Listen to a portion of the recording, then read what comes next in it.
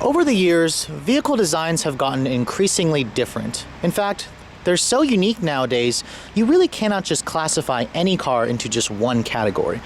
Today, let's take a look at a vehicle that really defines that. This is the Toyota Venza. Now, the Venza has actually been in Toyota's lineup since 2009. The company just updated the car for 2013 with new styling front and rear. Now, in terms of the design, the Venza is basically just a Camry underneath. Think of it as a Camry station wagon. But of course, station wagon is a dirty word here in the United States, so Toyota doesn't call it that. In terms of where the Venza slots in the lineup, it's in between a RAV4 and a Highlander. The Highlander has gotten too big, and some people will say the RAV4 is too small. Now, in terms of the overall length, this is the same size as a Camry in terms of front to rear.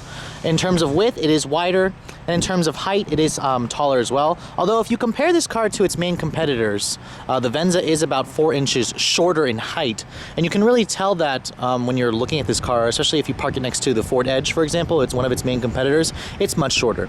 In terms of the design, the Venza is typical Toyota. You have a Camry-inspired front end with this rather odd 3-stack grille, which Toyota did just update for 2013 with LED running lights. This particular one that I have is the 4-cylinder base. The Venza essentially comes in 2 models, base 4-cylinder or base V6. Surprisingly, those 19-inch wheels come standard on this 4-cylinder. If you go for the V6, you'll get 20-inch wheels. Rather large set of wheels for this type of vehicle. It's a crossover. I don't want to say SUV, it's just a crossover. And in terms of the rear, the design of the back, you can distinguish a V6 from a 4-cylinder by the dual exhaust for the 6 and then a single outlet for the 4-cylinder. You can see here there's even a cutout in the bumper which shows where the other exhaust tip would be poking out. Now, this vehicle has actually been surprisingly a decent success for Toyota in terms of sales. I personally think the company has way too many SUVs. Same with Ford, they have way too many SUVs in their lineup. But a lot of empty nesters were looking for an SUV type utility vehicle that wasn't your average cookie cutter SUV, and it's the reason why Honda has their Cross Tour, which personally between the two, I honestly think both vehicles are rather ugly, but the design is an efficient design, and the shape of it leads to a lot of space in the interior as well as in the cargo capacity. Now, when you look at the interior of the Venza, now Toyotas have gotten a lot of knock for having cheaper interiors for some of their newer designs. Now, if you look past the interior for a second, when you step inside the vehicle, it's actually got a very easy step-in height, and it's one of the reasons why this car is very popular with baby boomers or empty nesters. I mean, this is a much easier step-in height than a car, and it's not as high as a typical SUV. This particular one doesn't have Toyota's smart access system. It is available as an option. This is more of a basic one, so basically stick the key in the ignition. I'm glad to say you have the traditional Toyota dinger, and then a very attractive set of LED accented or illuminated instrumentation. And then of course what you're hearing is the 2.7 liter 4-cylinder from the corporate Toyota stable. Now, when you shut the door, surprisingly, all the windows are automatic up and down. I was not expecting that. Definitely a nice addition that is nice to find. It was a nice surprise. In terms of the interior design, there's a lot of good storage solutions here. I mean, you have this sliding armrest here. This whole center console actually moves as well, so you can see here when you open that, it reveals very generous storage. Your USB and aux port is standard. That was standard on every Venza for 2010. And one thing about this sliding storage capacity, though, it makes for a rather creaky interior. And in fact, the interior of this vehicle is rather lackluster for me, and it's a shame to see it in a vehicle like the Venza. Now, don't get me wrong, the materials are soft touch on the dashboard and soft touch right here, but the graining feels extremely cheap. I hate this type of graining here. Even though it is soft touch, it just feels extremely cheap. And then this material right here is soft touch, but you can see here the graining feels like Rubbermaid plastic. It just feels horrible. The fit and finish in this vehicle is quite crude as well. It's really unimpressive of Toyota to be putting something like this. You can see here, a lot of the fitment between the panels don't fit really well. Right here, if you look right there, you can see there's a rather large unsightly gap that just doesn't line up properly. And the whole interior just creaks everything just creaks when you're, when you're touching parts in the interior. This armrest right here is padded, but it's kind of padded with a leatherette vinyl material. It's not leather. You can see a pretty decent storage solution. When you're looking at this upper portion of the dash, it is soft touch here, but again, the fit and finish is rather horrible. You can see there are big gaps right there between the speaker covers. And then even right here, if you just touch this, it's very loose feeling and it just doesn't feel very tightly screwed together. Now the door panel is soft touch right here, but the same awful feeling grating that it's just not my taste. Hard plastic right here, and then it's kind of softly padded leatherette there. And then you have this rather weird looking fake carbon fiber plastic. I guess it's better than the ugly fake wood or the silver painted plastic. It's just odd to me. This center console here, you can see here, shows a lot of wear, and you can see the materials. This is the hard plastic stuff here. But when you look at the glove compartment, it is damped. It's not lined with the fuzzy stuff, but it's a pretty good size. Overall, I'm just not quite impressed with the interior, other than those attractive set of instrumentation lighting. The steering wheel is very Toyota light and numb. It's electric power steering. It doesn't have a bolstering extension. It's not leather wrapped. This is the base model. I won't give it too much grief. You can see here, some of the flash molding finishes, they're rather crude, and there's quite a bit of sharp edges in here as well. Now, the one thing the Venza has going for it is the large back seat. This is probably one of the largest back seats in the class, and you can see here I have plenty of legroom to stretch out. It's probably one of the reasons why this vehicle sells decently well. There is an armrest right here with some cup holders. The seat fabric material feels alright. You have dual map pockets. When you shut the door, surprisingly, the door panel material is hard plastic. It's not the soft touch from the front. You got a chrome door handle, and then the leatherette vinyl stitching that's padded right here where your elbows are going to rest. Now, a power tailgate is available on the Venza, but this one doesn't have it. And the cargo capacity is quite generous. With the seats up, you have about 35 cubic feet of space. Fold them down with these little handles right here. And it's a spring-loaded mechanism, so it does work relatively well. You fold that down and you'll get about 70 cubic feet of space. That's roughly in line with the Ford Edge, the Nissan Murano. The Cross Tour is behind it. The Cross Tour gives about 50 cubic feet of space. And overall, this is the reason why Toyota built this kind of a car, is for that generous cargo capacity.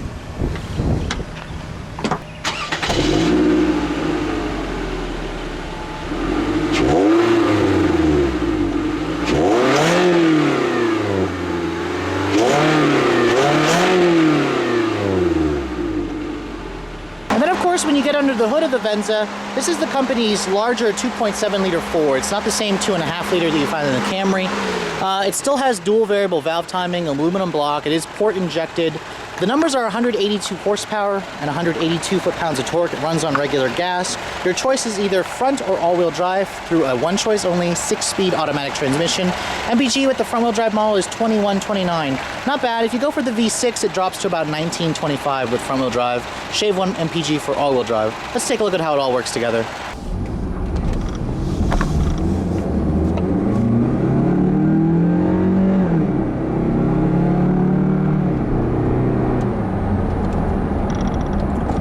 Now, as with any other Toyota product that's based off of a Camry platform, don't expect the most fun vehicle in terms of driving dynamics. This is kind of just your simple crossover SUV that gives you a nice driving position, that's easy to drive, that's comfortable, that's quiet, etc. It's a rather boring drive, honestly, but most buyers in this class are looking for exactly that.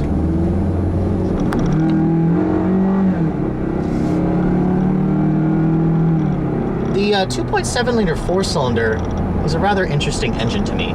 First of all, it makes a weird sound. It doesn't sound like other Toyota 4-cylinder engines, probably just because it's a bigger engine. I mean, let's face it, 2.7 liters is approaching V6 displacement levels. It's 182 horsepower, is nothing really special. The extra torque from the larger displacement helps this vehicle get off the line. And the 6-speed automatic is okay. It's nothing really special. It has smooth shifts. It does have a manual mode here. There's no paddle shifters. The fore and aft switching gears mechanism thing is not the right orientation for sporty driving, but again, this is not really a sporty driving vehicle. Surprisingly though, the Venza does drive better than a Camry. The steering, while is very numb and light, devoid of feel, it's relatively precise. The vehicle changes directions decently when you turn the wheel. It's not like this loosey-goosey steering that other Camrys feel.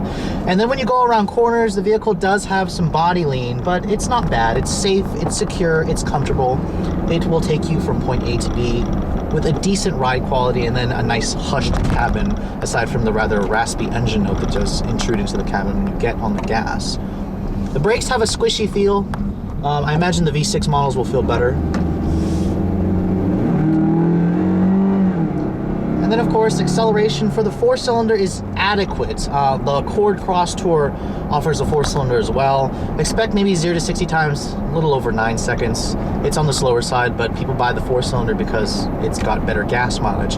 If you guys are looking at an Edge EcoBoost, the Edge does have a little bit more power, and it actually gets a little bit better gas mileage from the EPA. In terms of real world, I'm not sure which one will do better.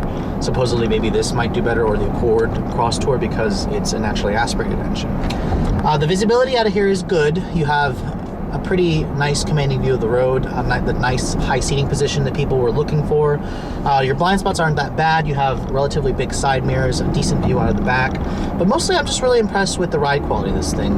Despite the fact that it has 19-inch wheels, I expected it to crash over bumps, but it's not bad. It rides relatively comfortably, and Toyota has managed to tune the suspension decently well for this kind of driving. Compared to the Accord Cross Tour, the Cross Tour probably drives a little bit sportier. I like the exhaust note from the Accord more. I haven't driven the 4-cylinder Cross Tour, just the 6, but I gotta tell you, both of these cars, they feel relatively tippy when you get in the curves, just because of the higher ground clearance that these vehicles give you. Overall, the Venza is not a bad vehicle. My only gripes really just have to do with the rather dull driving dynamics, typical Toyota, and then the cheap interior, which I'm hoping Toyota really rectifies with the next generation Venza. I have been in a 2013 model, the updated model, and I gotta say, I'm still not impressed. The interior still has the fit and finish issues, so I'm not sure why Toyota hasn't addressed it, but overall, I think I expected better from them, from this company.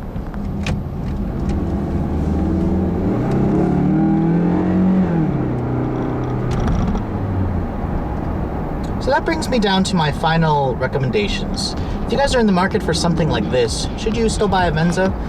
I think that it still deserves to be on your list. Just be sure that you're okay with the rather crude finishes in terms of the fit and finish. But overall, the Venza offers a nice blend of ride comfort, of power, of efficiency, of space. I mean, this is one of the roomiest feeling cabins in the class. It definitely feels roomier and wider than the Accord Cross Tour. In terms of price, it lines up well. These things get rather expensive. This base model I'm driving is about in the mid to high 20s to start, and then if you load it up with everything, it's approaching 40,000. The Edge still surprisingly, and the Murano are still one of the more expensive ones, while the Venza and the Cross Tour has gotten a little bit cheaper. But anyways, with all that said, hope you guys have enjoyed my overview of this 2010 Toyota Venza. If you're in the market for this type of vehicle, make sure you add one to your list. Thanks so much for watching. I'll catch you all later.